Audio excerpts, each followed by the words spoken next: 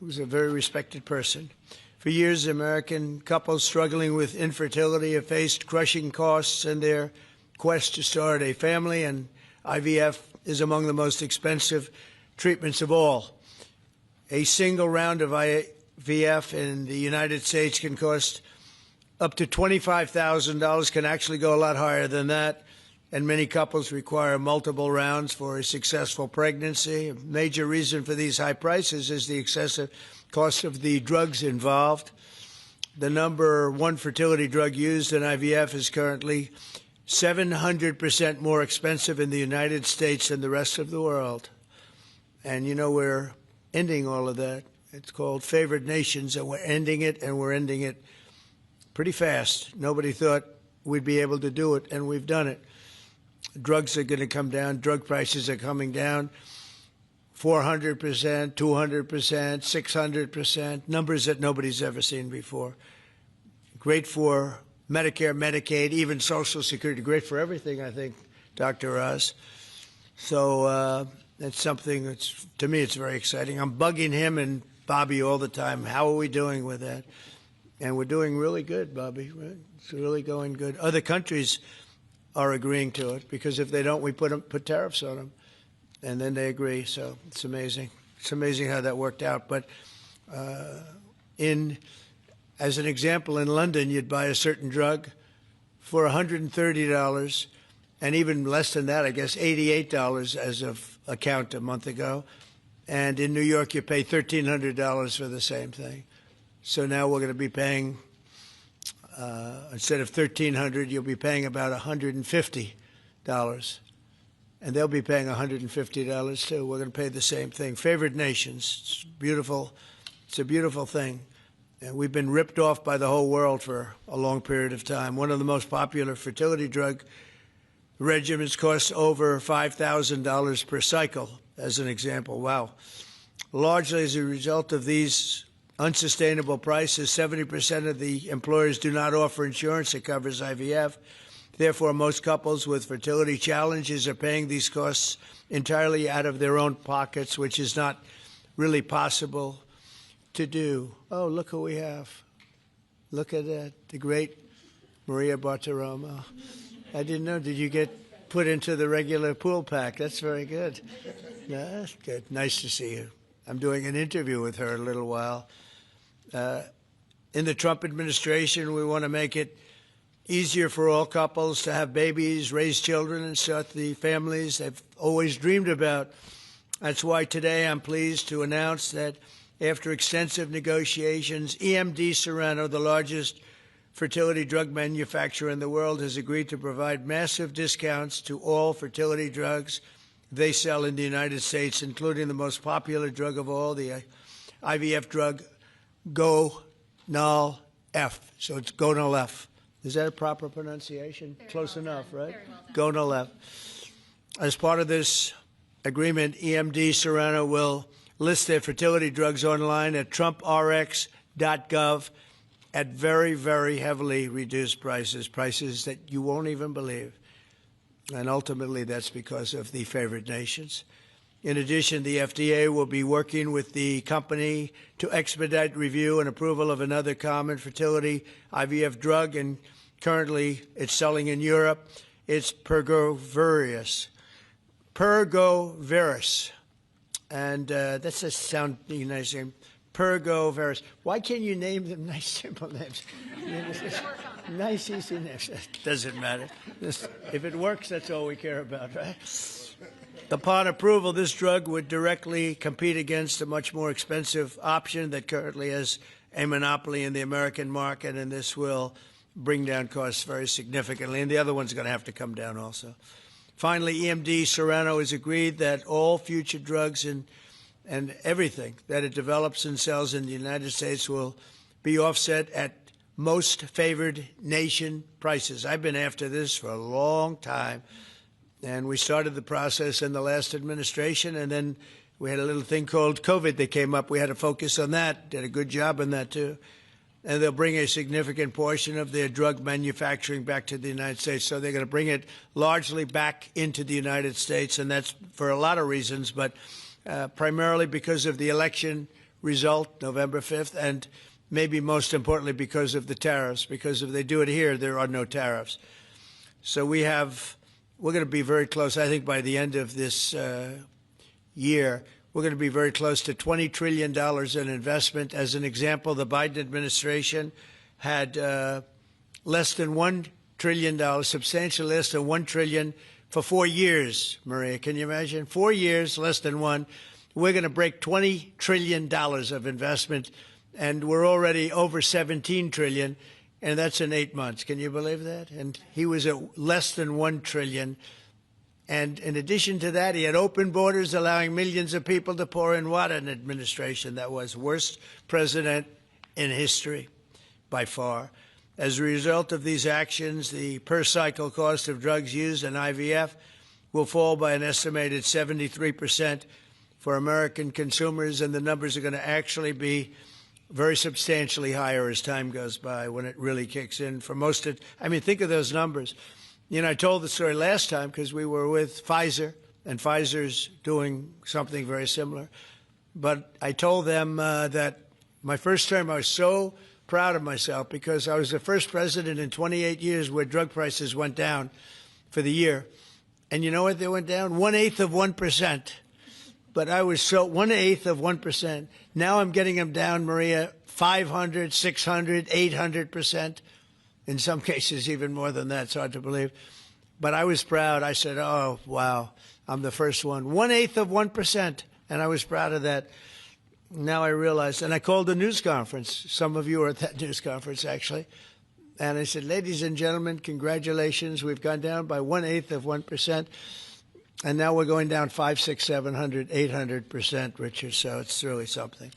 For most administrations and all of the people involved in this kind of thing, this action would be a crowning achievement of their agenda for fertility health. But for us, it's really just the beginning. It's just a start. It's one of many things we're doing. Today, we're also taking historic steps to vastly expand access to insurance coverage for fertility care, including IVF, something that, as you know, was not covered. Effective immediately, for the first time ever, we will make it legal for companies to offer supplemental insurance plans specifically for fertility. That's never been done before. We're signing it in today with what we sign. Americans will be able to opt in to specialized coverage just as they get vision and dental insurance. They're going to get fertility insurance for the first time. So I don't know. I don't know how well these things are covered. I see the Democrats like to take credit for all of the things we do. We do the things and they take the credit. But I figure if you do enough of these, eventually people are going to figure it out. The Democrats have done nothing. This will make all fertility care, including IVF, far more affordable and accessible. And by providing coverage at every step of the way, it will reduce the number of people who ultimately need to resort to IVF because couples will be able to identify and address problems early. The result will be healthier pregnancies, healthier babies, and many more beautiful American children. It's a big factor. It's a big deal. I'm asking all employers to make these new fertility benefit options available to their employees immediately. The initiatives I've just announced are the boldest and most significant actions ever taken by any president to bring the miracle of life into more American homes. And I will say Katie was great. As you know, she's a great senator from Alabama. She's the first one that told me about this. I had not known too much about it, and we worked very rapidly together, didn't we, though? Mr. President, you we had everything passed, and Alabama then took care of it and passed it. Within a week, everything was done. Really, it was something. So I want to thank Katie, Britt. There's no deeper happiness and joy of raising children, and now millions of Americans struggling with infertility will have a new chance to share the greatest experience of them all. So I'd like to thank all of the people that are here, and I think we'll start with Dr. Oz and Ms. Horn. We'll go through the list and we'll listen. And yesterday I did this, and I stood for about an hour and a half as people spoke. And I said, this time I'm sitting right there, and I'm going to watch you. I stood for an hour and a half like this. I said, you got to be kidding. Here we go. It was one after another, and it was wonderful listening to him. But I said, if I have to do this every day, Bobby, should I stand or sit? Thank you, Bobby. Please, Dr. Oz. Okay. Mr. President, I'm going to jump in here real quick. I want to start by thanking President Trump. Sir, from the very first phone call we ever had, your support was strong. It was steadfast. It was unwavering. And because of you, millions of Americans are going to have a greater opportunity to bring the greatest gift, in my opinion, life into this world. Your support, your administration's support, it's a game changer. All of us here today are aligned. This is a celebration of life. It's a celebration of parents. It's a celebration of families. And it's a celebration for those people who want to one day be parents themselves. I think every parent can attest, and I certainly do myself, that the greatest gift that God has ever given me is the ability to be a mom. We want more people to have that opportunity.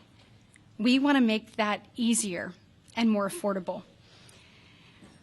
IVF is what makes the difference for so many families that are facing infertility.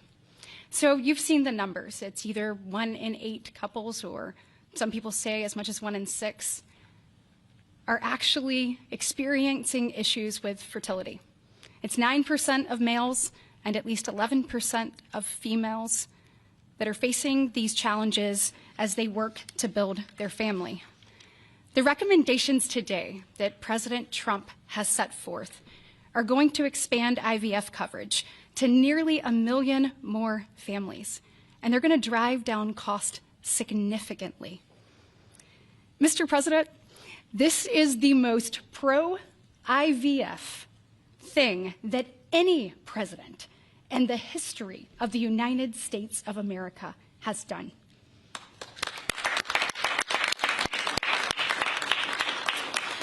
And Mr. President, it's your leadership.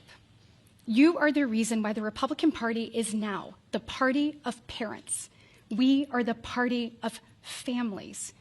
This is why when Senator Cruz and I worked last year, we got every single Republican senator to sign on and say that they supported nationwide access to IVF.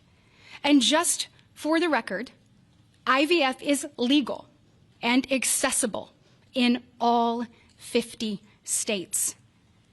And President Trump taking this action today to lower cost, to bring these issues to the forefront, and to enact solutions for people working to start their families, I want you to know it's significant and there's more to come. But this isn't the only thing that you've done to prove that we're the party of parents and we're the party of families. If you look at the working family tax cut, guys, he made sure that hard-working parents were front and center in that legislation. You know, whether it was child tax credits being expanded and made permanent, whether it was Trump accounts that are going to change the game for so many parents, or whether it was childcare. So for decades, we have heard Democrats talk about childcare. President Trump actually took action on the affordability and accessibility of childcare. We know that 1 in 4 families say that they hesitate to have more children because of the cost and because of childcare cost. For the first time, this man actually took steps to change the dynamics for hardworking parents. So of the 3 tax credits that he reformed and the working families tax cuts, 2 of them had not been touched in 2 decades, and 1 of them had not been touched since 1986. So President Reagan was in office the last time anybody did anything about it. But you changed the game on that, and I was proud to lead that effort in the Senate. And so on behalf of moms and dads, on behalf of grandparents and sisters and aunts and uncles and brothers and people who are looking to expand their family, we say thank you. Thank you for all you do to support families in this country and make a healthier environment and an easier one for us to grow the very most important thing. God bless.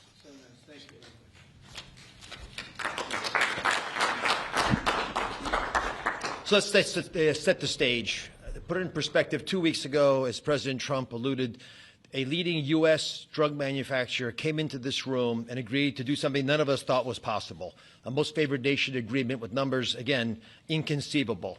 Last week, a company from Europe, a global leader in the pharmaceutical sector, came to this office, made the same kind of commitment for most favored nation pricing, again, because the president insisted on it and was persistent, and he alluded to the fact that he was calling Secretary Kennedy and me quite a bit. He definitely was, with great insights into the process, and would not hold back. But I think what you're seeing today is something even larger. It's larger because we're now showing that MFN is a tool that can get other initiatives going as well. We are revealing perhaps the most important MFN opportunity at all, because it's about procreation. It's about babies. It turns out that MFN is a tool for a lot of things, and it goes without saying that you get the drug pricing down, but lots of other business necessities become possible when that occurs. So Secretary Kennedy and I, who's a wonderful leader, talk frequently about family. I think the reason he's a great leader, and president as well, is because they have large families, and they take pride in the joy that it gives us. But many families, as Senator Britt alluded, do not have the ability to have children. But it turns out that it's about 1 in 3 families, a much higher number, that don't have the number of babies they desire. They're under-babied. So this president committed to address that during the campaign, and he is delivering on that today in a way I don't think anyone thought was possible. We are opening the door with MFN pricing and tariffs that support it, Secretary Lutnick, with a new approach to make reproductive medicine more affordable for Americans. Now, I know what you're all thinking, and you're probably right. There are going to be a lot of Trump babies. I think that's probably a good thing. But it turns out the fundamental creative force in society is about making babies. It's about creating. And this country, the one that President Trump is leading so beautifully, has been a country of abundance, not scarcity. To have abundance, you have to address the fact that we had 3.6 million babies last year, which is beautiful, 3.6 million miracles. That's 500,000 less babies than we would ideally have had, even to replace our current population. Building on the success of the last 2 weeks, our team, led by the head of Medicare, Chris Klump, who's standing over there, and Ina Hernandez, have negotiated a spectacular MFN deal to reduce the cost of IVF drug prices by $2,200 a cycle. That's nearly half of the price that it had been. The most prescribed drug in this category in America, made by EMD Serono, is described over here. And you'll notice, President Trump, these are discounted from $242 to $10. I don't know what the math is on that. We can't even calculate it. It's a lot. It's too high to calculate without a more studied approach. But I give it up there because that number of $10 will apply for every American who earns less than $115,000 a year. That's 70% of the American people.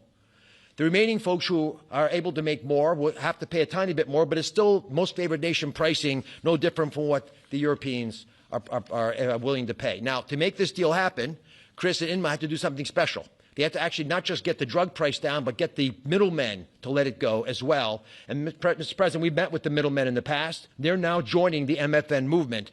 I want to thank Express Scripts Freedom Pharmacy and then CVS's Specialty Pharmacy, because they were willing to stand up and do the right thing for the American people by answering the president's call and slashing their prices. Now, this announcement also encompasses a remarkable move from Marty Makary. And Marty Makary is, of course, the leader of the FDA, but he has ongoing efforts to accelerate their approval of innovative medicines that will further reduce the price and make this whole process more seamless for the American people. Now, you're about to hear about a spectacular new program that's been alluded to.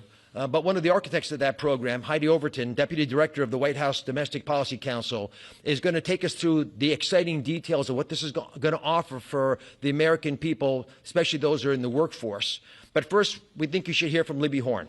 Libby's EMD Serono's head of fertility. She brings both professional expertise and a personal connection to this work. She has 3 beautiful daughters, and she has personally benefited from reproductive medicine that has shaped her family, and her company made today's spectacular MFN pricing possible. Libby. Thank you, Dr. Oz. Thank you, Mr. President. Today, we gather on this national stage to celebrate a historic step forward in expanding access to fertility treatments for those who need it most. Mr. President, thanks to your leadership and the tireless efforts of your team, this is a momentous day for Americans who struggle but remain hopeful to build their families. Infertility is on the rise in our country. 1 in 8 couples face infertility. This isn't just a number, it's real lives, dreams, and aspirations of hardworking Americans. The teacher who goes to school each day, surrounded by children, but aching for children of her own. The firefighter who puts his life on the line, but can't create the life he wants at home. The consequences of these challenges can take significant tolls. Some of you watching today have given up or are frustrated because access to IVF treatments has been out of reach. That's why expanding access to IVF has been an issue of great importance to the President. He made this clear in his executive order declaring the administration's goal of supporting American families by enabling access and eliminating barriers to IVF.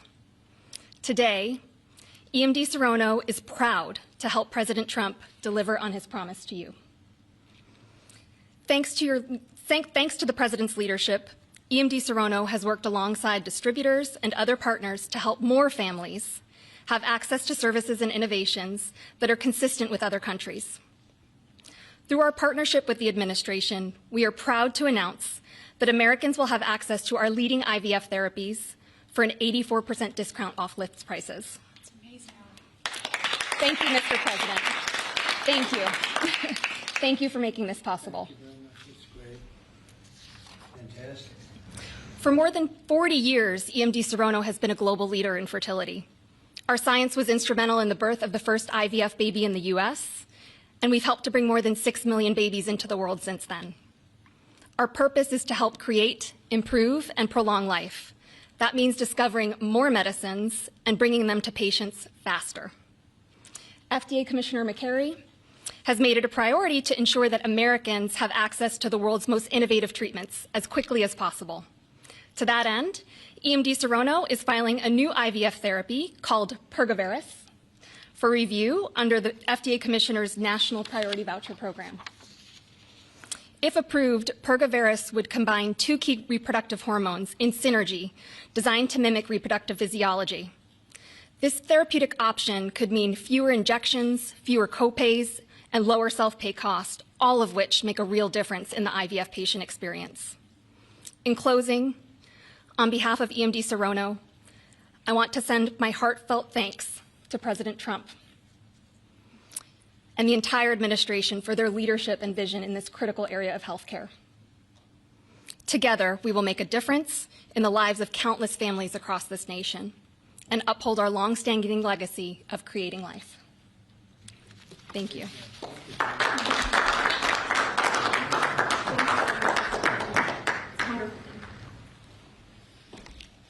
Mr. President, thank you for your bold leadership that's allowed our teams to go far beyond what anyone thought was possible. On behalf of the Domestic Policy Council and Vince Haley here, we would like to also thank all the agency partners and the stakeholders that we worked with to get to the solution today that will make a real impact for families. Specifically, today's historic actions, 4 in total that you see, are made possible by coordination of all of the White House team and 7 agencies, many of who are represented here, and their teams that have worked tirelessly.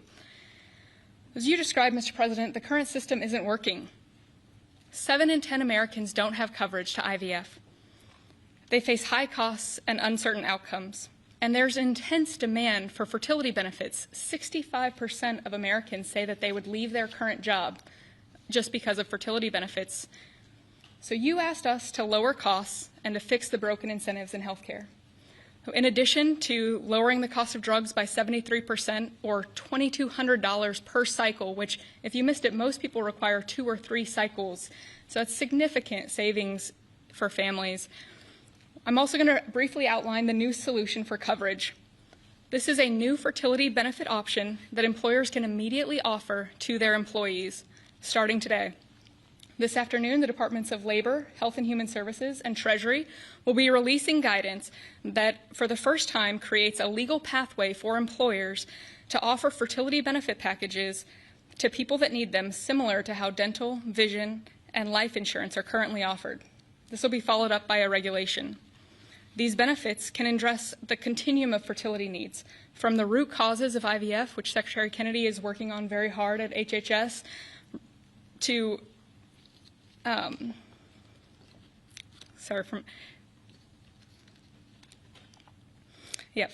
it'll be a coordinated package that does not exist in traditional health insurance today. It'll make it easier for employers, including small and mid-sized employers, to compete for talented employees. Currently, many small businesses cannot afford to offer fertility benefits at all. This is making it possible for them to offer benefits the same way that large companies like Amazon and others offer benefits. This is a pro-family benefit expansion that will transform clinical outcomes by addressing fragmented coverage and care. I'm a physician by training, and it's very important that we have high-quality care. Fertility benefit companies are poised to offer packages that have reported so far roughly 25% higher live birth rates for those that seek care compared to those that don't have such benefits. They also report fewer cycles to achieve pregnancy, improved natural pregnancy rates through better care before you need IVF, and reduced chance of miscarriages, a 21% reduction in miscarriage rate. Leading physicians in the field have also relayed that these types of benefits significantly improve the patient and doctor experience, allowing both to focus on care rather than navigating the bureaucracy. These impacts are very personal. Here with us today are my good friends, Congressman Richard Hudson of North Carolina and his wife, Renee Hudson.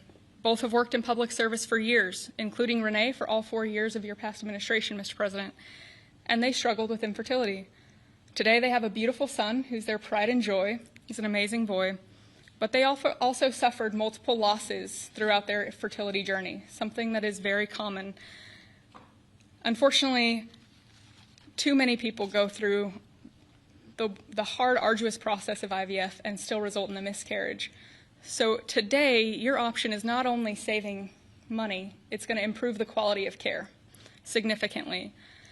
This new benefit option simultaneously represents the greatest opportunity to expand coverage of IVF that the federal government has ever taken, while also improving the care delivered. Additionally, and very importantly, it gives employers maximum flexibility to design benefits that are consistent with their values. Put simply, this new fertility benefit option means lower costs and more healthy babies. So today, this announcement, we are realigning the industry towards the simple metric of more healthy babies at lower costs. I would now like to introduce Samantha Bush, the wife of NASCAR driver Kyle Busch, who's been a leading advocate for IVF access and affordability after your own infertility journey. Thank you, Mr. President. Hello, everyone. My husband, Kyle, and I battled infertility for over a decade before being blessed with our 2 beautiful children, Brexton, who's 10, and our daughter, Lennox, who's now 3. But our journey was long and painful. We faced 6 rounds of IVF, multiple miscarriages, multiple failed cycles, and countless moments of heartbreak. We faced the roller coaster of hope and devastation that so many families know all too well. Through it all, we held on to faith, each other, and the belief that somehow, someday, God would turn our pain into purpose. We also saw firsthand the staggering financial burden that comes with infertility treatments. Sitting in the waiting room of our fertility clinic, we overheard another couple quietly say that money was the only thing standing in their way of having their family. In that moment, Kyle and I looked at each other, and we knew God was planting a seed in our hearts, a calling to take action. In 2015, that calling became the Bundle of Joy Fund, a nonprofit foundation dedicated to providing financial assistance to couples struggling with infertility. What began as a small act of faith has now grown into something far greater than we could have ever imagined. To date, we've granted over $2 million directly to individuals, helping them pay for their IVF treatments, and we've celebrated the birth of 108 beautiful babies through our fund. Thank you. Each baby is a living, breathing testament to hope, community, and God's grace. For every tear we cried, for every shot we gave, every doctor's appointment that ended in disappointment, Kyle and I knew there had to be a greater reason. This was God's plan for us, to use our journey to advocate, empower, and be the voice to those battling in silence. Over the past 12 years, we've worked hard to raise awareness, erase stigma, and bring hope to the 1 in 6 couples that will face infertility. Infertility can be incredibly isolating. It can leave you questioning your faith, your body, and your future. But it can also reveal a strength that you never knew you had inside of you. It can deepen love, it can bring couples closer together, and it unites people through a shared struggle. Our goal has always been to show others that they are not alone, that there is a powerful community of infertility warriors behind them. Today, seeing President Trump acknowledge infertility on a national stage is profoundly moving. It's no longer a whispered conversation behind closed doors. It is a recognized, validated struggle that so many families have to endure. His leadership reminds us that those in positions of power can make real and lasting changes for generations to come. Their willingness to bring this issue forward shows that they not only hear our community, but they truly care about us. Thank you, Mr. President, and to your family, for shining a light on infertility and for standing by couples like Kyle and I, for standing by couples who only want to hear the words mommy and daddy, who want to watch our children open their Christmas presents on Christmas morning, who want to see the world anew through the joy in their kids' eyes. Your acknowledgement honors the power of family, faith, and love, the very values that make America the greatest country in the world. It's proof that when promises are made and promises are kept, lives are changed forever. Thank you, Mr. President.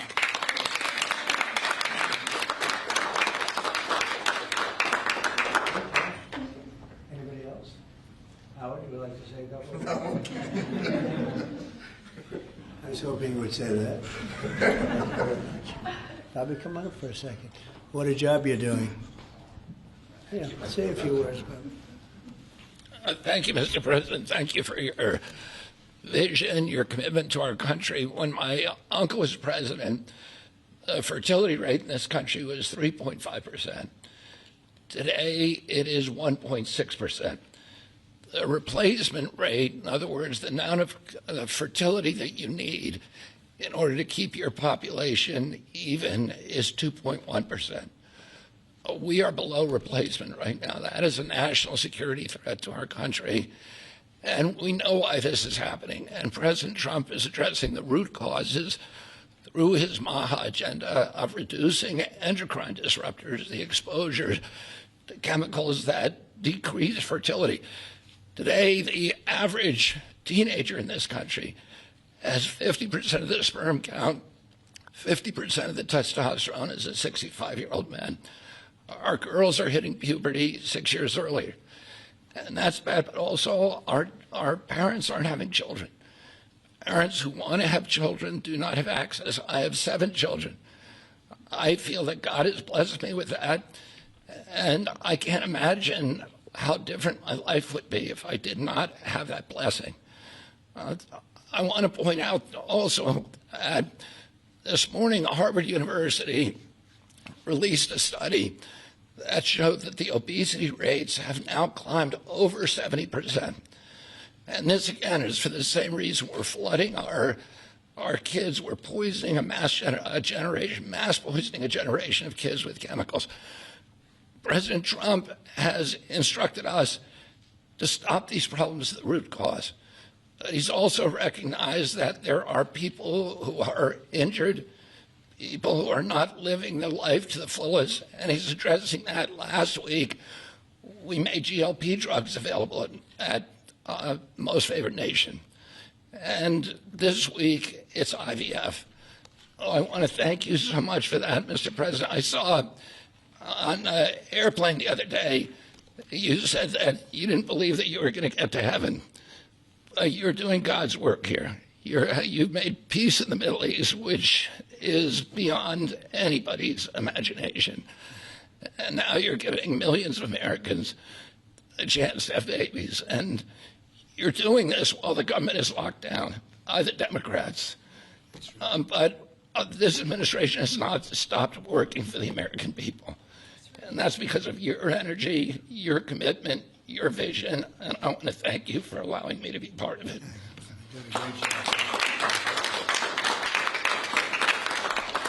And he's doing a great job. And by the way, Kyle is fantastic. So he's got a lot of courage. I wouldn't do that. I wouldn't care. Howard, you and I would not be good at that. We'd go about 30 miles an hour, but we'd be safe. Anyway, so thank you very much. Any questions, please? Mr. President, you posted earlier today. Yeah, please. Mr. President, this is a major campaign promise that you made. It was a big hot topic towards the end of the election. You're delivering on that again.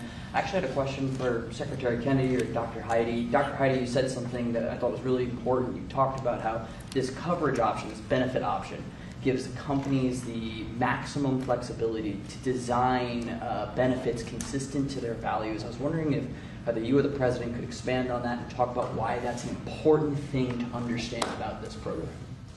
Yes. Thank you. It's a great question. We think that employers are best situated to know what them and their employees want to contribute to in relation to their benefits. So employers are going to be able to decide how to cover the root causes of infertility, things like obesity, metabolic health, and other things that are impacting infertility. And also, if they want to encourage their employees to see certain types of doctors, and they can work with providers that are identifying the highest quality fertility providers. And so it puts them in the driver's seat. And our view is that we want employers to be the ones that can make those decisions, not the government. Thank you. All right. That's a good answer. Yeah, it was. That was a very good answer. Yeah, please. Mr. President, previously you did not seem to be bothered regarding Hamas cracking down on what you called gangs, actually. What? Couple of gangs. And today you issued a threat against Hamas on Truth Social. What has changed? And what was since then? said? Go ahead. You said if they continue keep killing innocents in Gaza, that if that continues, the United States will I know. go I after issued them. a strong statement. That's right. But they used to be gangs, and now you're saying innocents. What made you think they're innocents now? Well, I'm looking at what's happening, and that wasn't the deal that was made, and we'll see what happens. It's calmed down. It's a tough neighborhood. We know that. We have a commitment from them, and I assume they're going to honor that commitment. I hope they do. And I understand they brought back some additional bodies today. It's a rough deal when you think of it, right? Very rough. And we have our hostages back completely. We were very lucky with that. But it's a tough situation. They brought back bodies today, as you probably know. But they also said they're going to behave. We're going to find out if they behave. If they behave good, if they don't behave, we'll take care of it. Yeah, please. Following up on that, when you I didn't say you. You CNN, fake news. Go ahead. You said in your post that if they kept killing people in Gaza, we would have no choice but to go in and kill them. So do you mean U.S. forces would go in and take out Hamas? No, I didn't say who would go in, but somebody will go in. It's not going to be us. We won't have to. There are people very close, very nearby that will go in. They'll do the trick very easily, but under our auspices. Could I follow up? You also posted about your call with President Putin today, and you spoke about the meeting in Hungary with him. Do you have a timeline or a date set for when? Yeah, I would say within 2 weeks or so. Pretty quick. Marco Rubio is going to be meeting with his counterpart, as you know, Lavrov, and they'll be meeting pretty soon. They're going to set up a time and a place very shortly. Maybe it's already set up. They've already spoken. And I thought it was a very good phone call. I thought very productive. But I'll be meeting with President Putin, and we'll make a determination. Tomorrow I'm meeting with President Zelensky, and I'll be telling him about the call.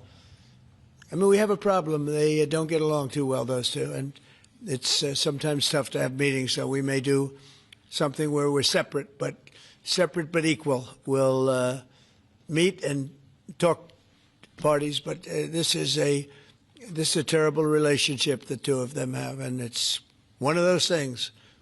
I've seen things that nobody would believe, but this is one of them. So we're going to be meeting in Hungary. Viktor Orban is going to be hosting. And it's really something that's time. Last week, over 7,000 people were killed. That's ridiculous.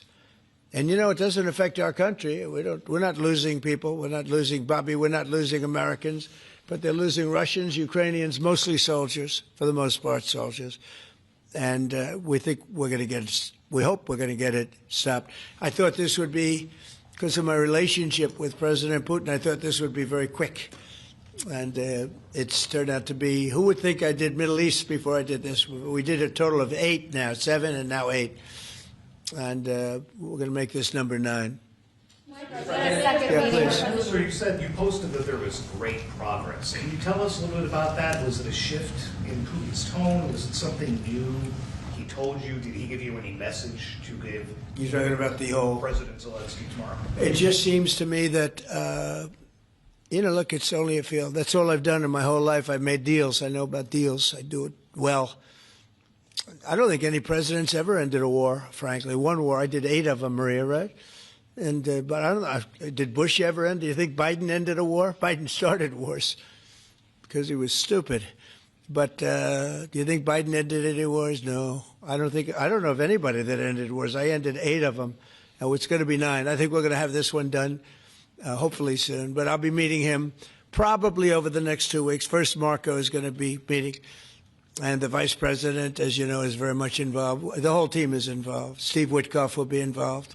Yeah, please. What did you tell them about the Tomahawks? Did you discuss the Tomahawk missiles? Did you discuss? Well, we talked about it a little bit. Didn't say much, but I do say to you, you know, we need Tomahawks for the United States of America, too. We have a lot of them, but we need them. I mean, we can't deplete for our country. So, you know, they're very vital. They're very powerful. They're very accurate. They're very good, but we need them, too. So I don't know what we can do about that. Why do you think a second meeting with Putin? Why do you think a second meeting with Putin now will yield different results? Well, I think Alaska actually set a stage, and that wasn't very long ago, but it set a stage. You have to understand, I came into this situation. I didn't start this war. This is a Biden deal, and I came into it, and it was a mess. It could have led to World War III. In my opinion, this could have led to World War III. That won't happen, but it could have. So I came in, this war was raging. When I left, this wasn't even a thought. For 4 years, nobody talked about it. I spoke to President Putin about Ukraine. It was the apple of his eye, but there was never going to be doing anything like this. And this all went because of some really bad decisions that were made. And look what you have. You have millions of people dead. You have just a horrible, horrible situation. I'm doing it to save souls. That's all I'm doing it for. I'm not doing it for us. We have an ocean between us. I'm doing it also to help Europe. They want to have it ended, but they're unable to do it. I'm able to do it. So I think we'll be successful. We'll save a lot of lives. It should have been done. Should have never started. This would have never happened if the election weren't rigged.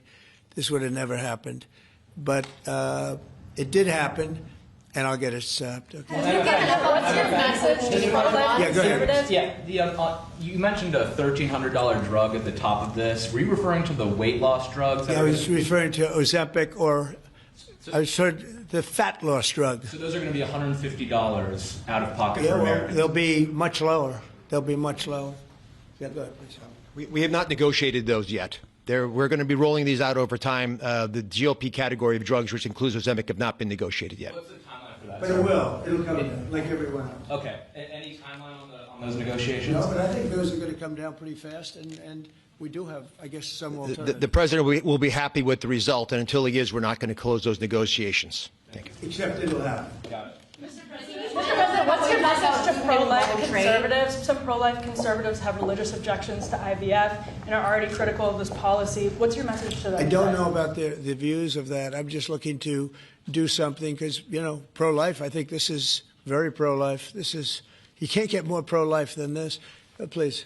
Mr. President, you've been talking about how this new benefit plan will also include root cause treatments for infertility. How will you make sure that those root cause treatments are equally accessible to IVF? Well, I think we're going to be doing that. Would anybody like to talk about that subject? I'll comment Please. on the rulemaking process. I think it's the determination, again, Secretary of Labor, the determination, the Department of Labor is issuing their intent today to open up the rulemaking process, again, for more flexibility.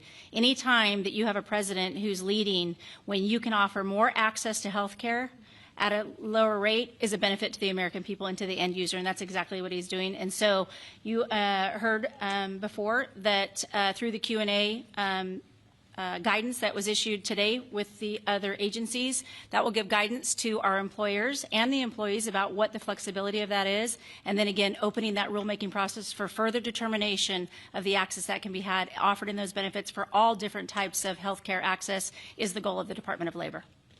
Good answer. Thank you. I like this better.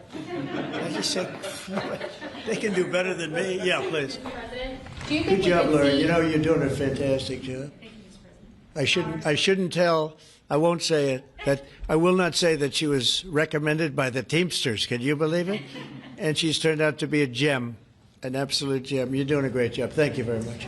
Mr. President, John Bolton was just indicted. Do you think we could see your deal-making skills applied to the government shutdown anytime soon? Well, look, I mean, all we want to do is just extend. We don't want anything. We just want to extend, live with the deal that they had. They want to spend $1.5 trillion on illegal immigrants, and they want to destroy health care for everyone else. And it's crazy. It's crazy. People that are here illegally, they want to spend $1.5 trillion. So we're just not going to do it. No, we have to take care of our health care. Now, we're doing that today, and we're doing it with, favored nations, the most favored nations. Your costs are going to be dropping greatly. And I'm really I'm really happy that it's at the beginning of my administration, because I did insulin and got it down to like $25, but it doesn't kick in. It didn't kick in for 2 years by statute, so it couldn't kick in. And I said, boy, I hope I win this election, because if I don't, somebody else is going to take credit for it, Bobby.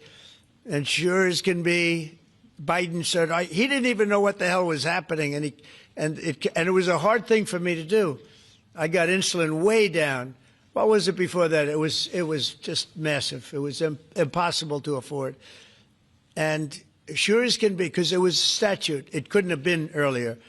I said, boy, this falls into the next administration. I better win. And all of a sudden, I watched this Biden taking credit for something that I did, and on other things too. We had a lot of things kick in. So the nice part about this is at the beginning of our administration, so I think we're going to see the fruits of our labor. And I hope on our other situation that we've talked so much about, autism, I hope we're going to see some very good results based on the recommendations that we made. And, we have time to watch those results now. John Bolton was just indicted by a grand jury in Maryland. Do you have a reaction to that? I didn't know that. You tell me for the first time, but I think he's, a bad person. I think he's a bad guy. Yeah, he's a bad guy. It's too bad, but it's the way it goes. The case against him? That's the way it goes, right? That's the way it goes. Will I what? Have you reviewed the case against him? No, I haven't. But I just think he's a bad person. Okay, anybody else? What's the timeline for the IVF drug through the National Commissioner Priority Review Voucher? Dr. McCary? What do you think, Doctor?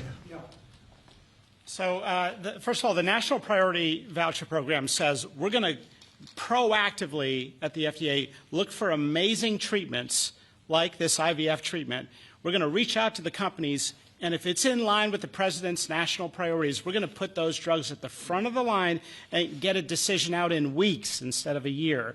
And so today we announced 9 drugs that are going to be recipients. These are products where the manufacturing is going to be in the United States, or it's meeting a large unmet public health need, like a diabetes drug we announced today, or it is a product where you're going to see an affordability phenomena because the prices are getting equalized in line with the president's most favored nation status goal.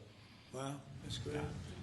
Why didn't I have him speak? He was so could have saved a lot of time.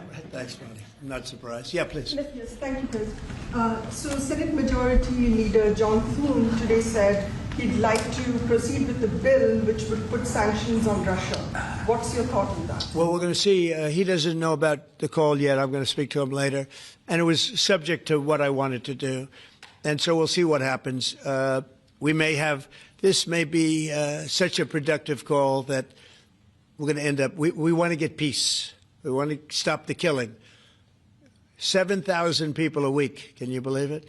We want to stop the killing. So I'm going to speak to him and the speaker, Mike Johnson. I'll speak to them a little bit later, and I'll tell them about this, and we'll make the right determination. I'm not against anything. I'm just saying it may not be perfect timing. It could happen in a week or two, but it's at my option, as you know. Right, but did President Putin try to dissuade you from selling Tomahawk missiles? Well, of course. What do you think he's going to say? Please sell Tomahawks? No, but did he give any Is he going to say, please sell those Tomahawks? I really appreciate it. I did actually say, would you mind if I gave a couple of thousand Tomahawks to your opposition? I did say that to him. I said it just that way. He didn't like the idea. He really didn't like the idea. No, I said it that way. You have to be a little bit lighthearted sometimes, but no, he doesn't want Tomahawk. Tomahawk is a vicious weapon. It's a vicious, offensive, incredibly destructive weapon. Nobody wants Tomahawks shot at them. Specifically ask you not to provide Tomahawks? So, wouldn't anybody? I mean, it's been in the news. Who wouldn't do that? CNN. Who wouldn't do that? You know? Do you think he's going to say, I'd love to have Tomahawk sent my way? I don't think so. Maria, we have one of the great stars of television here, and she's an incredible person, and she's just an amazing woman who she got it all right. She got the Russia hoax right. She got everything. Would you have a question? Yes, Mr. President. I would ask you why this was so important to you, IVF, and why was autism so important to you? What are you trying to achieve? Well, autism is like a whole different thing. When you look at, it was 1 in 20,000. Now it's 1 in 12. If you look, Bobby, we have different numbers, but 1 in 12, 1 in 28, 1 in 32. There's a couple of different numbers out there, but it's 1 in a very, very different number than it used to be. It used to be 1 in 20,000, and that was not that long ago, 20 years ago or so. And now they had something for boys, for babies, baby boys. It's 1 in 12. I heard 1 in 10, Bobby. I heard another one, you know, different lists. But when you think of that, it's not even sustainable, but there's something artificial. When that happens, that's not like a natural.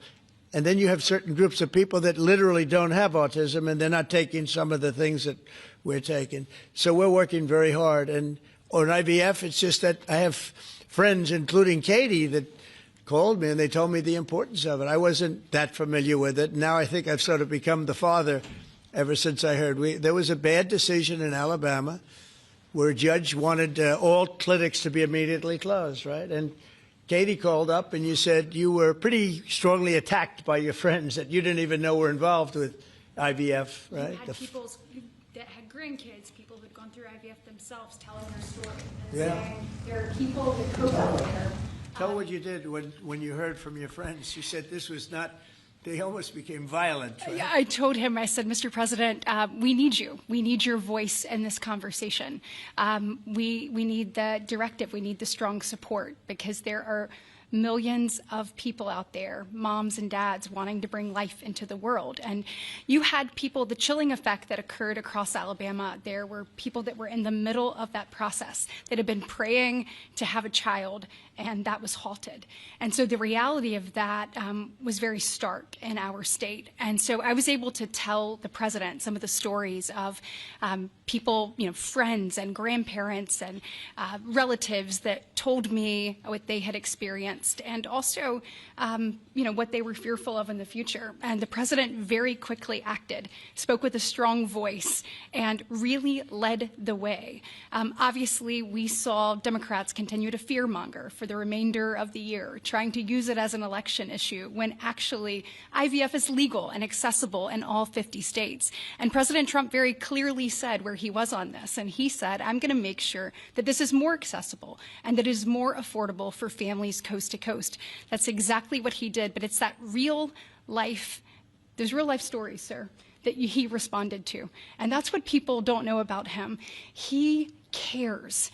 And when you tell him what American people are dealing with, he wants to do something about it. You have leaders and politicians that come before him that want to talk about things. President Trump wants to actually make things happen. That's exactly what he did here, and I'm So grateful, Mr. President. Thank you, Katie, very much. Appreciate it.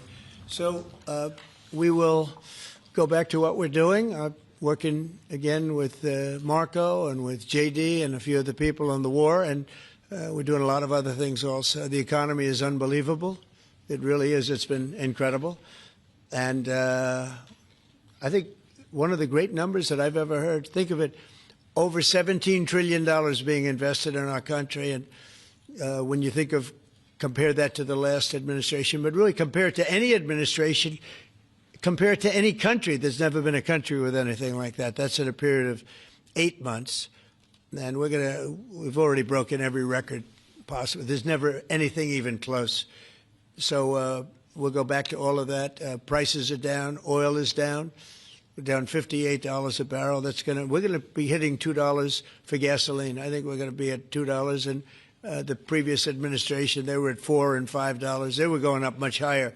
And then they swung back into my things, but they didn't swing back properly. They were very, very late. They really blew it. We had it really going in the right direction. They came and took everything out. And you know, it's incredible. I'll never forget. They lost control of the price of gasoline, of oil. They totally lost control, Howard. And then they went back immediately. Well, let's go back to Trump. But by that time, it was too late. And they didn't go back because the leases and everything else, they didn't do what they had to do. They wouldn't know. They really didn't know how to. But we could be hitting close to $2 a gallon. I'd love to break it if we could, but we could be. And you know, when that comes down, everything else has been coming down. Groceries are down. The price of things are down. And honestly, the simplicity is if you can get oil down, it's such a big category, everything follows. So just about everything follows. And we are working on beef, and I think we have a deal on beef that's going to bring the price of beef. That would be the one product that we would say is a little bit higher than we want it, maybe higher than we want it, and that's going to be coming down pretty soon, too. We did something. We worked our magic. But groceries are down, and energy is down. Electricity is way down. We have the prices coming down for people. They were abused for 4 years by the Biden administration. Thank you very much, everybody. We'll see you soon. Thank you. Thank you. Changes to the IRS. Thank you, Press. Let's go.